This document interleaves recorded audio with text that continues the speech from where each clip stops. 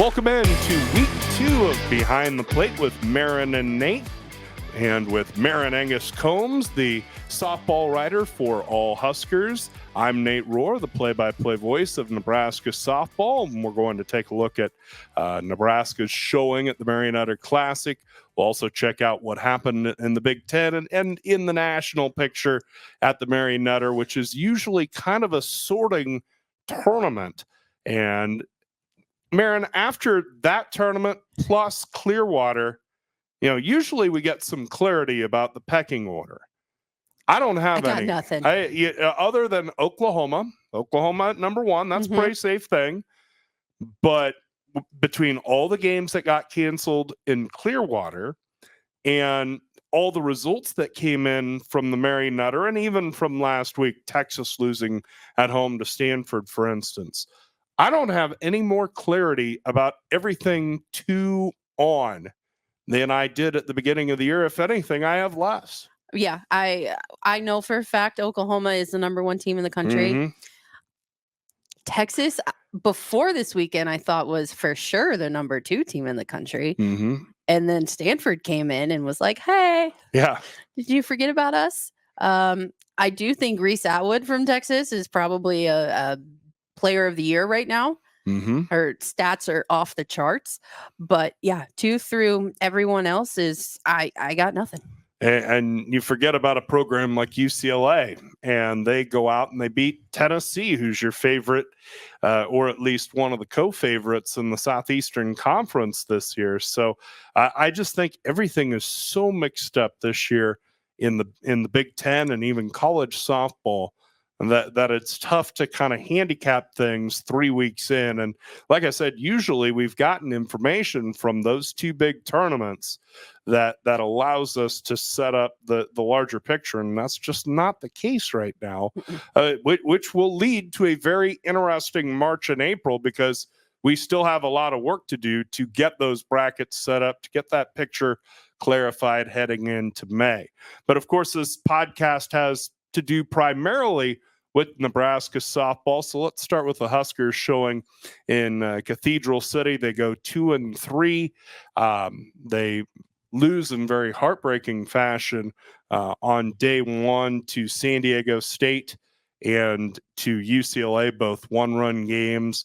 San Diego State an extra inning loss, UCLA with a 5-run comeback in the bottom of the 7th to beat Nebraska. Huskers rebound, knock off Oregon on Saturday, and then on Sunday had a lead for quite a while over a very good Utah team, a team that went to the Women's College World Series, but ultimately the Utes come back and win that one 9-5, and then Nebraska closes out the weekend with a 6-3 victory over Cal State Fullerton. So they go 2-3, and kind of like the national picture in softball, the micro picture with Nebraska isn't really any clearer than it was when they went out there. There were some encouraging things. Of course, Billy Andrews was unstoppable at the plate. There were some points of concern. The defense, especially down the stretch against UCLA, clutch hitting was in and out. It was good. It was good on Sunday after it was not very good on Friday. The pitching staff was hit and miss. Again, just a bunch of conflicting information. Yeah. When usually this tournament clarifies things for us, instead, I think it muddied the overall picture of Nebraska softball. Yeah. And I do think, like on Friday, I thought going into the weekend, San Diego State was going to be a tougher matchup because UCLA, we don't really know what they are. We also, for me, thinking, okay, that was their first game, I believe. So I didn't think they were going to throw Tinsley, and they didn't until the end, right? So I thought, okay, this is going to be good. But both games, neither of those opponents threw their ace to start, but were forced to bring them in. Right. Which I thought was promising. The UCLA game, Nebraska had that game won. Yep. And an error in the middle infield. Well, and let's look back on that 7th inning. The top of the 7th inning, Nebraska had just posted a run by the way, on a UCLA error, no less, by Maya Brady, who's an All-American. Never happens. Right. So they had just boosted the lead to 8-4. You were getting into the tough part of their lineup. So, okay, that's notable.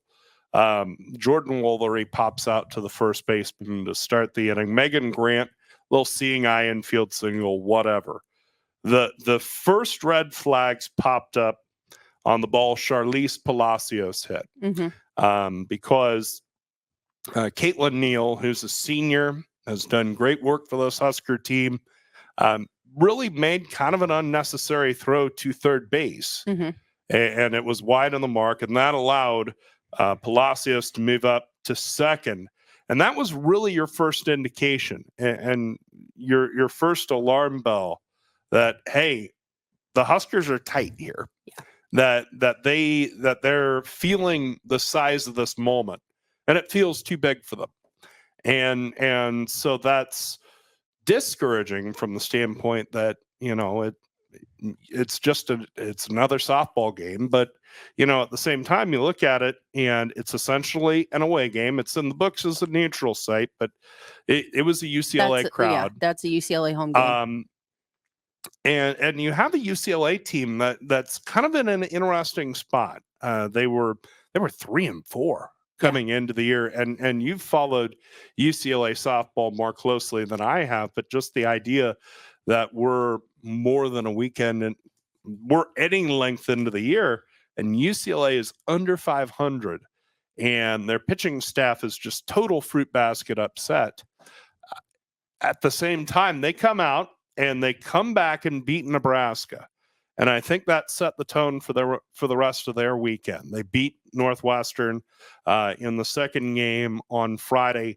They drop a game to Baylor, which, Baylor's good. And Baylor was probably the team of the tournament of the Mary Nutter. I would say so, yes. Yeah. And UCLA rebounds to beat Tennessee, who's very good. So, you feel like the UCLA arrow is turning up, and maybe Nebraska gave them that little bit of oxygen for a team and for a program that was in a bad place. But once that error happened, you've got runners second and third, they get the RBI single, then the walk, and then the error you mentioned, the Caitlin Kaneda error with the bases loaded and one out. And that was probably a ready-made double play ball. Suarez, the designated player, no foot speed. That was probably a ready-made double play ball. At the very least, you've got to get one. Right. If you get one, you're sitting there 2 outs, and it's 8-6, and you're going to the 9 spot in the order, and you're feeling good about your chances of getting that last out. But once that error occurred, that's when the wheels fell off. But they were starting to wobble with the Neal error earlier that inning. So, on one hand, it's frustrating because you had a chance to beat UCLA. And I mentioned it on the broadcast. Nebraska has not beaten UCLA since the late 80s. And some of that is just circumstance. But Nebraska's beaten pretty much every good program at some point. Yeah. You fall into one. And especially with UCLA coming into the league next year, it just would have been nice to check that box and to get that albatross off your back. It was also a chance to get them while they were down. And unfortunately, that chance was squandered. And so you really walked away feeling like you let 2 games go on Friday. You very easily could have been 2-0. You felt like you should have been at least 1-1. Yeah, and I think with that UCLA game, I just, as soon as that ball got through Kaneda's legs, just the feeling of, oh my gosh, Nebraska has a chance, went to, oh no, Maya Brady's on deck. Yeah. There's runners on. There's less than 2 outs. Oh no. Total deflation. Yeah. So, but yeah, I felt like I liked what I saw in that San Diego State game. I Mhm. thought first game at Mary Nutter. That's another thing. This team hasn't played they didn't play at the Mary Nutter last year Yeah, because they they went to hadn't played in Clearwater. 4 years, Right. since 2020. So these girls haven't been out there. Right, They haven't played in the Mary Nutter spotlight, which is large. right. It is extremely large for being at the park that it's at. Right. It is a spotlight where you kind of, like you said earlier, that's where you kind of get a finger on who's who Right. in college softball is at this tournament. And unfortunately Friday went the way that it went, but Saturday. Yeah. Saturday was a nice response by this team. And I mean, Morgan Scott, Oregon's pitcher, is their kind of co-ace, kind of Yeah. number one. I mean, 1 or 1A, depending on how you want to reckon it. Stevie Hansen was their ace last year, but I thought it was a terrific response. And Rhonda Revelle made a point to get the Huskers on the board early, especially after the 2 hits, and then they get the error by the left fielder. So they've got second and third, nobody out. And Ava Bredwell lays down a squeeze bunt on a rise ball, which is risky in and of itself. That turns out to be an asset because she bunts it past the charging third baseman. It lands for a hit. It was a close play at first. She well could have been safe, but at the same time, you get that first run. You get that monkey off your back. You execute with runners in scoring position. The day before in the 2 games, Nebraska had been 3 for 26 with runners in scoring position.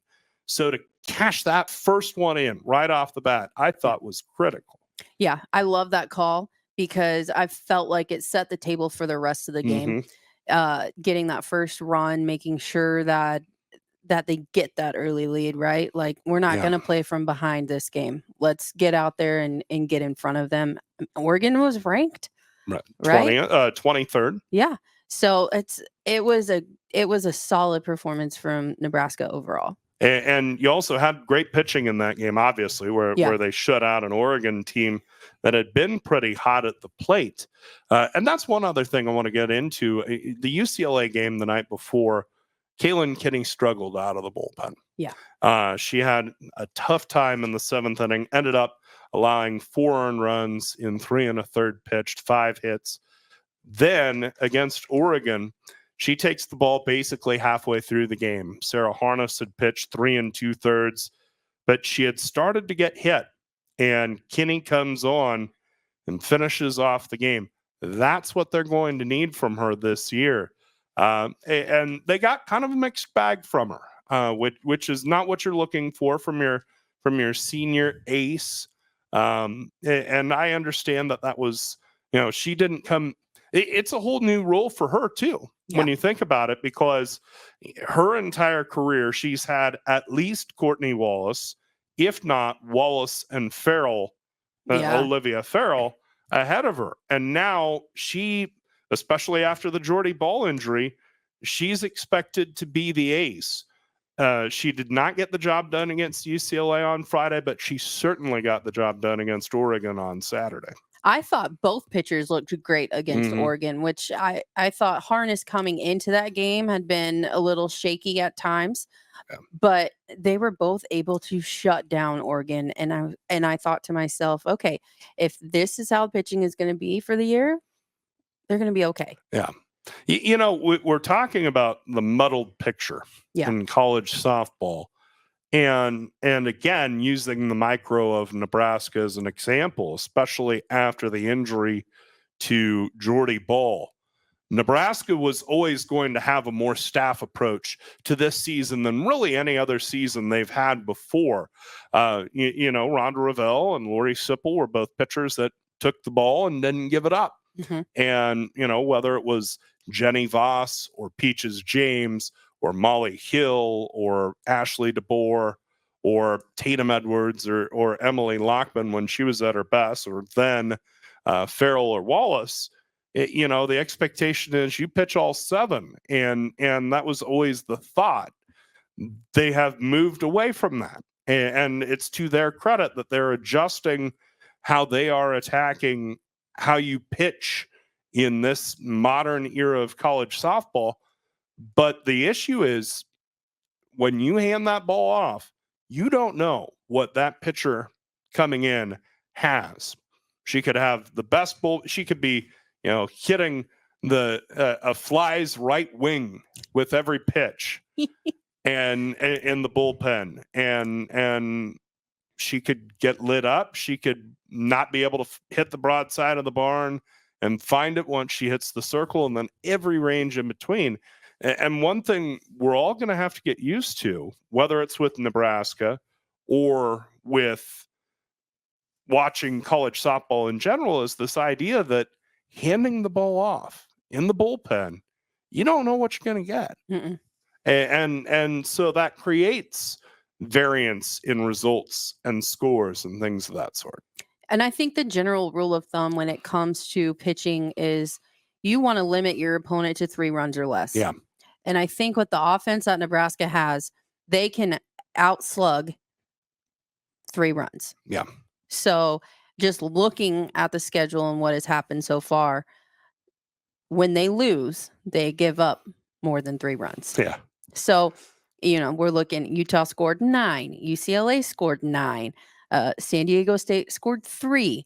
We can go back further and see, okay, New Mexico State 3, Duke 6, Washington 8. Yeah. So when they're giving up more runs, it puts them in a position where it is difficult to outslug the other team. Right. And I mean, it's funny. The more things change, the more things stay the same, because, I think we would always say that the expectation in softball is and really any bat and ball sport is, you've got to pitch it to win. Yeah. Right. You're just not, you're not going to outslug people on a consistent basis, especially in college softball, really in general, but especially in college softball.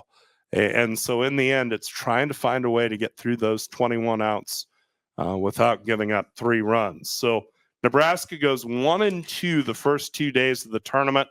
Then they play Utah. And I thought it was there again. You don't know what you're going to get from a pitching standpoint. Nebraska knocks Mariah Lopez, a left-handed pitching, tough, all-American pitcher, out of the game. And so there again, you're feeling good. You're feeling like you've got this thing. And unfortunately, Nebraska was not able to hold on. Utah put up 3 in the 5th, 5 in the 6th. We mentioned the up and down weekend for Kaylin Kinney. She allows 5 earned runs in just an inning. And so, the downside of Kaylin Kinney showed herself there after pitching so well against Oregon.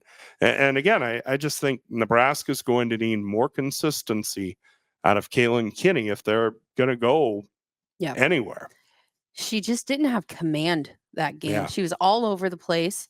And you would think that coming in with a 5-run lead, you're feeling pretty good. Like, hey, let me just throw strikes here, and we'll get out of here with another ranked win. Because as you kept saying through that broadcast, they hadn't had a winning record in that tournament. Yeah.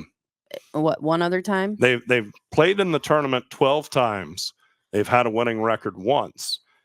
They've had a few 2-2 finishes, but they've never had, or they've only once had a winning record. But so Kinney gets out of the 5th and then comes on for the 6th, facing the bottom half of their order, and starts with 2 walks their 9-hitter. And that's when the alarm bells start going off. That Utah's lineup was very top heavy. The top 5 of their order are as good as anybody in the country, but the bottom half thins out pretty quick. So those are hitters you come after if you can.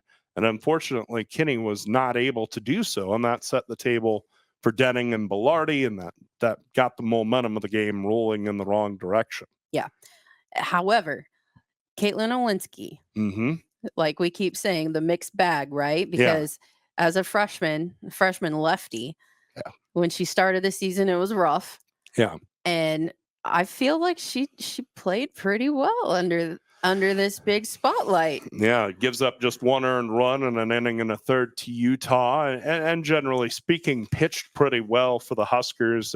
Pitched great in the next game against Fullerton. We'll get to that in a second. But yeah, it just feels like she's come along. Yeah. And she's an X factor for a lot of reasons. Her repertoire is very different. She's spinny. She's a junker baller. You know, she's somebody who's trying to get pop-ups and little doink ground balls and that sort of thing. So when she's on, you know, the other hitters are looking pretty foolish.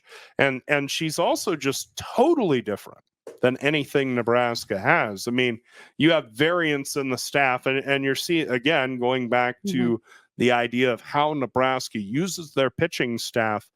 You know, you'll see Harness and Kinney, or Kinney then Harness, quite a bit, because Harness is a rise baller. She tends to work up in the zone. Kinney tends to work down in the zone. Olensky is just the wild card that's spinning the ball all over the place and really moving things laterally to where she's a different look, and I think can really mess with hitters' timing. And that'll be a big X factor as to how the season goes. How does Nebraska use her?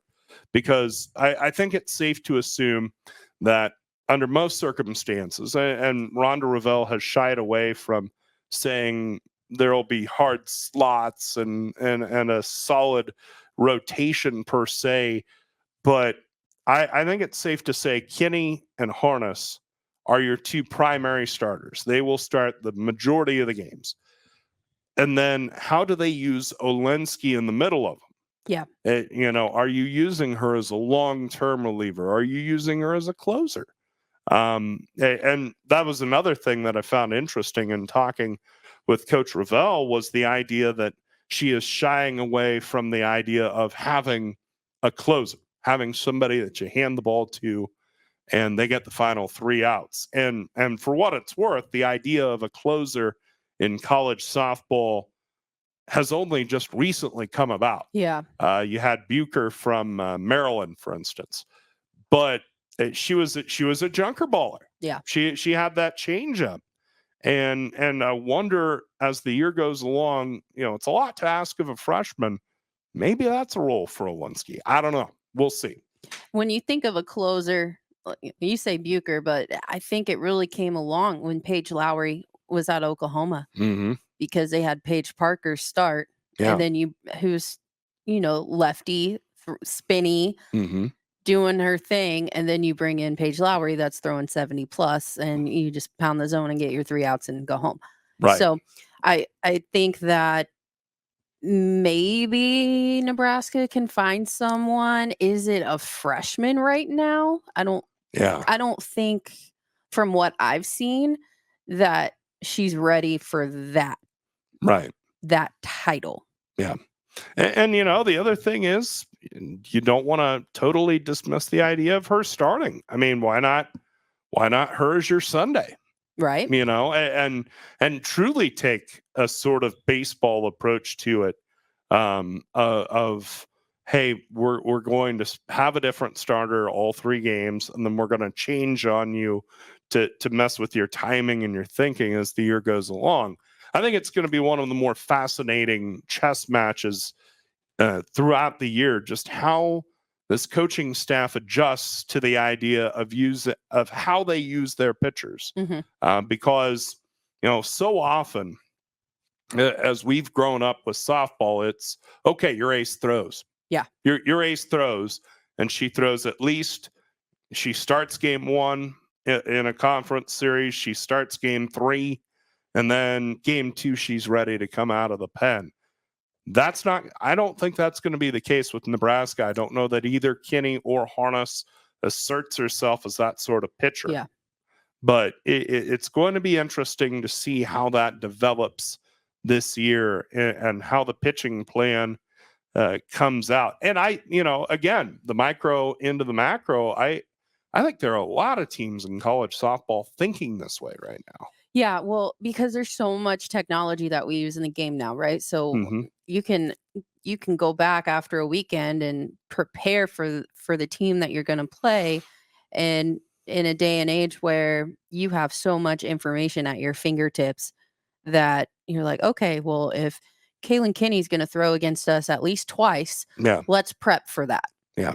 Well, then they're like, okay, well, Sarah Harness will probably throw the Saturday game, so let's prep for that. Hmm. But if you have 3 to 4 pitchers and you have to prep for 3 to 4 pitchers, Yeah.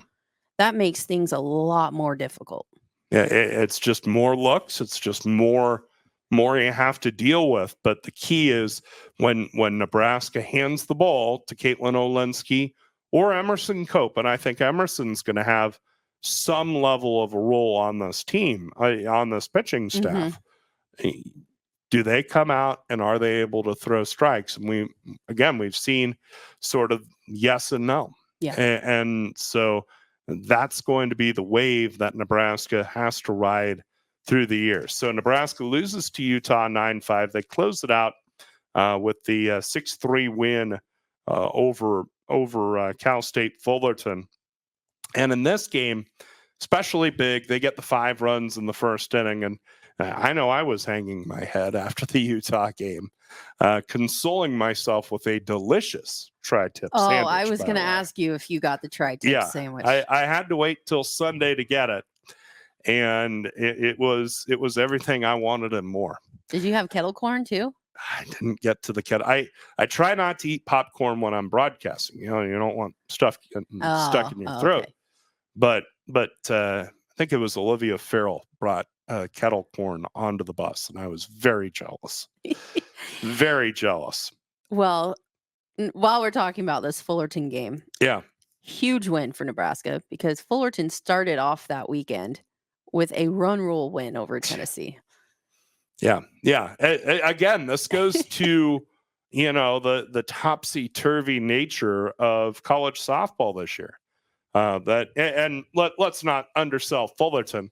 I mean, they're your favorite in the Big West. They're probably going to be a regional team this year. Brought back most of their material from that team that went to a regional a year ago and won a game. But you're not sitting there on paper thinking they're going to beat a top 5 Tennessee team, yet they got it done. And so, this Fullerton win is sneaky good. And I hope people appreciate what Nebraska was able to do. Again, the importance of getting out to a good start. They also got contributions from freshmen. Emerson Cope hits the big 3-run home run. Yeah. And the difficulty right now, as you look at this Husker lineup, is you have Emerson Cope, you have Peyton Cody, who are both designated player types, right? Yeah. And you have Bella Bacon at first base, who's hit pretty well for you. She had a hit and an RBI in the Fullerton game. You really have 3 players for 2 spots. But I think all 3 players could do a pretty good job there. Again, another decision for this Husker coaching staff. How do you sift through those 3 players? And Peyton Cody is getting more consistent at bats. We say 3 for 2, but I think Peyton Cody's in the lineup every day.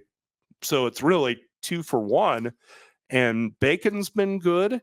And Bacon's been more consistent, but Cope has a little more power. And it's interesting to see where she's going to go. Yeah, and I think what we're looking at is first base, which I think is such an underrated position on the field because there are some coaches who are willing to just throw anyone at first base. Yeah. However, there is an art form to it, and I stand by that. Yeah. And Bella Bacon has played a great first base defensively.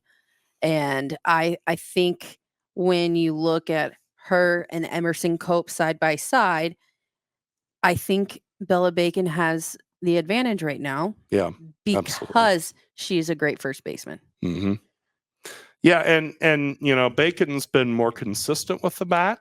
I mean, Cope, like I say, I think that there's a little more higher end on Cope, but I've been pleasantly surprised by what Nebraska's gotten out of Bella Bacon. Same. She had a pretty indistinguished first year with Purdue, and I understand, freshman year, that was not a very good situation in Purdue. They ended up firing Boo de Oliveira, the head coach there. So it's not like it was formulated for her to play her best. But they've gotten pretty consistent good work from her. She's hit well for average. I'll be interested to see if the power comes on, because that would be the one check mark that Cope, at least at this point, has over her. We talk about what Emerson Cope did, but Sammy Bland has emerged as somebody. She has locked down one of these corner outfield spots. Very athletic, already at this college level, a good hitter.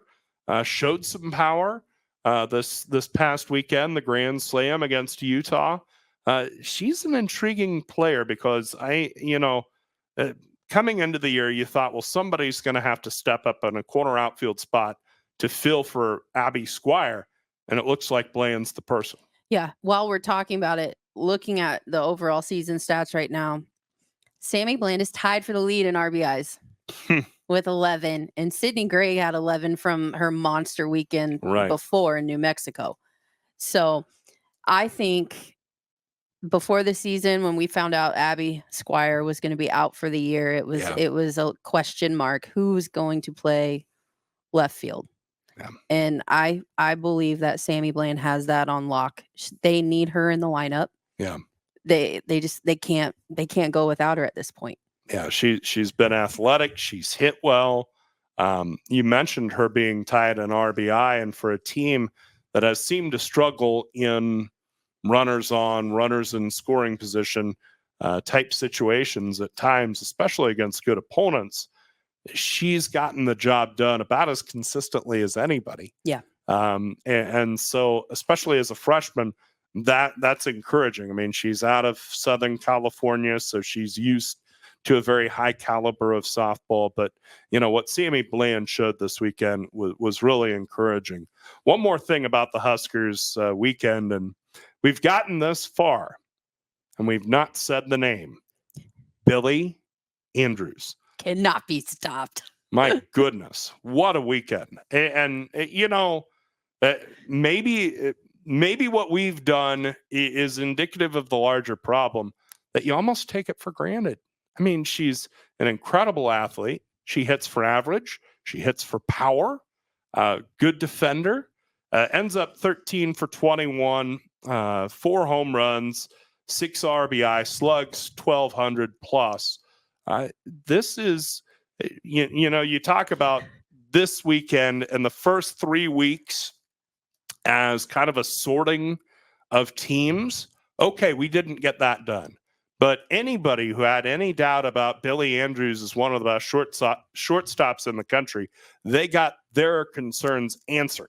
She's the best player in the Big Ten. Yes, no question. Without a doubt. No, and especially, there would have been a discussion had Taryn Kern stayed, but Taryn Kern didn't stay. No. So, I mean, it's pretty simple that Billy Andrews is an elite level player. I mean, she's an All-America level talent, as she showed last year. But I think this weekend, I mean, what she was able to do, the fact she was basically an automatic hit, especially the last 4 games. She had 3 3-hit games, and then she really sloughed off and got just 2 hits in the game against Fullerton. I know, right? But somehow we still gave her an Uncrustable after the game. But at any rate, she, this is somebody maybe we've slept on, maybe we've not put out there enough as one of the best players in college softball. I think it's because she's in the Big Ten. Yeah. I plain and simple. I think if she were playing for UCLA, if she were playing for Arizona or Oklahoma or Texas, whoever, right? Yeah. Then she gets recognized more. Mm-hmm. But the Big Ten, for some reason, Well, there are a lot of reasons. Just does not garner the attention. No. And it now we say that Indiana had 3 All-Americans last year. Indiana was a good team. Mhm. They didn't, 3 All-Americans. They had 3 All-Americans? Yeah. Yeah. There was, it was Kern, it was Copeland. Copeland. The third one escapes my memory right now, but they had Oh, 3. it starts with an M, right? Oh, okay. I'm still think. stumped. But here's the point. I mean, there is recognition being gotten. It's just not as much, not as consistent. And Billie Andrews is one of the best players in college softball. I think she asserted herself as such this weekend, and not just merely a really good Big Ten player. She's one of the best in college softball, and I'm hopeful that we can emphasize that further. Of course, she has to carry this through the whole year, but she did this last year. Yeah. Well, with an injured ankle, no less. The fact that she hit 2 in one game against UCLA. Yep. She hit 1 against Oregon, 1 against Utah. And her home run against Utah was she pulled an outside pitch. Yeah. She did that a couple of times. But the strength to pull an outside pitch and send it way out in left is impressive. Very impressive. Yeah. She can do some things physically that others cannot do. So anything, 2 and 3 for Nebraska, as we said, that's kind of their par historically. Doesn't matter if they're a College World Series team, a team that gets through a regional, a team that just kind of gets to a regional or less. 2 and 3 is about what they do. I will say this: the one thing that didn't happen this weekend that usually does, Nebraska didn't get blown out. Usually there's one of those 5 games, and it's the best team they play usually, where they just get run out of the building. It didn't happen, and so I think that says, especially in a year where UCLA could. I know where they are in the rankings now, but give it time. UCLA could be a top 10 type team. Oregon and Utah could be top 15 type teams. Nebraska showed they could compete with a pretty wide swath of college softball while still not really having great definition as to what their pitching staff's going to look like, and while not playing their A game, not playing perfectly. They struggled with runners on and runners in scoring position. The defense wobbled at certain points. So yeah, it's 2 and 3, and you're frustrated. But they had 3 more chances to win, and you hope that they learn some things in those 3 games that get them wins down the road. In which case, this weekend goes down in the books as a success. Yeah, I would agree. I do think this weekend was successful. Like you said, there's no getting blown out. The closest they got to getting blown out maybe was Utah. Right. That kind of fell apart late. Yeah. But, as long as you have Billie at the top of the lineup, and you start producing behind her, which Peyton Cody in the 2 spot is coming along. Sure. I like it. Yeah, the offense is starting to click a little bit, and again with Billie, Cody, Sydney Gray was a little off this weekend, but you've got some pieces starting to fall in. Ava Breadwell's starting to find her way at the plate, so things are starting to develop for this Husker team. They play their home opener this weekend. They play Wichita State Friday night, and then Wichita State, Mizzou on Saturday, and then Mizzou on Sunday. The weather's supposed to be good. And I think of a line Bob Devaney, the Husker football coach, had where he said, the attendance at my funeral is going to depend on the weather. Everything depends on the weather. And so I think it's going to be great crowds. It's going to be a great atmosphere. I hope people look at this team and are encouraged. The Jordy Ball injury put a big hole in the balloon for everybody. Just very honestly.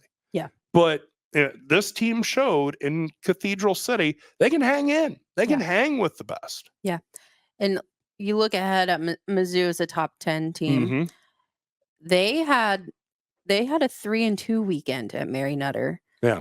And they lost to San Diego State by the same score. Yeah. 3-2. Okay. They beat Fullerton 3-0. Mm-hmm. Okay. They barely beat Wisconsin 3-2. Yeah. So there are some similarities between the two teams.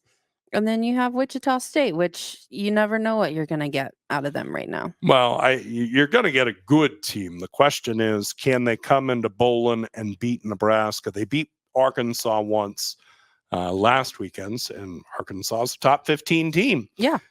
So if they can come into Fayetteville and take one from the Hogs, then it's not beyond their capability to come to Lincoln and beat Nebraska. Of course, they lose Sidney McKinney, the All-American outfielder, arguably the best player in college softball last year. He hit 600 plus or whatever it was. Just had an incredible year. So it's good competition. It's very similar competition when you think about it in terms of quality to the teams that Nebraska faced. So, if Nebraska comes through 2-2, I think that shows that they have maintained a level of play. If they come through at 3-1, I think that's a really good weekend. Yeah. Overall, though, the RPI for this weekend is going to help them, right? Sure. The strength of schedule. That's the one thing when you look at I think we talked about it last week. The strength of schedule that Rhonda's put together this year only works in their favor. Yep. And it was in recognition of having Jordy Ball and the idea that this team wanted to host regionals, wanted to host super regionals. And you wondered, well, maybe now is that schedule too tough because of the Jordy Ball injury. And to this team's immense credit, they showed that the answer is no. It's about right. They can hang in there. They can compete. And again, this weekend is an opportunity to show that they can compete at that level. Let's quickly chat about the Big Ten, I suppose, if we must. I think the highlight for me was when I texted you the score of the Michigan State game. There was profanity involved. And understand, Michigan State's not very good. They're the dregs of the conference. When have they been good? No, that's a very good question. They got thrashed. The score to which Marin refers is the 22-0 hammering that 8th-ranked Duke handed them. Maybe you don't expect 22-0, but you expect Duke to win that game by a pretty solid number.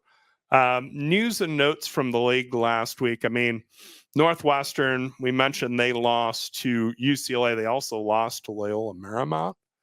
LMU's good. They're good. It's an okay loss. But it's not a loss that you sit there and go, that if the smart guys in the desert were putting lines on college softball, Northwestern would have been a favorite. Yes. Right? Yeah. And so -2.5. Let's get the Jimmy the Greek big board here with all the check marks. That's what I really need here. But anyhow, Northwestern is hanging in there in the national rankings. Penn State finally stubbed their toe.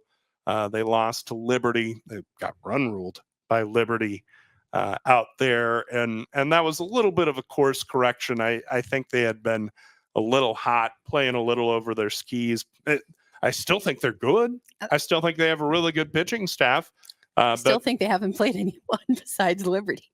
No, that's true too. I think the schedule. Wait, they played Arkansas once. My bad. Yeah, the schedule's been a little light for Penn State. Indiana lost twice to Arizona. I'm not troubled by that. One was in 14 innings, though.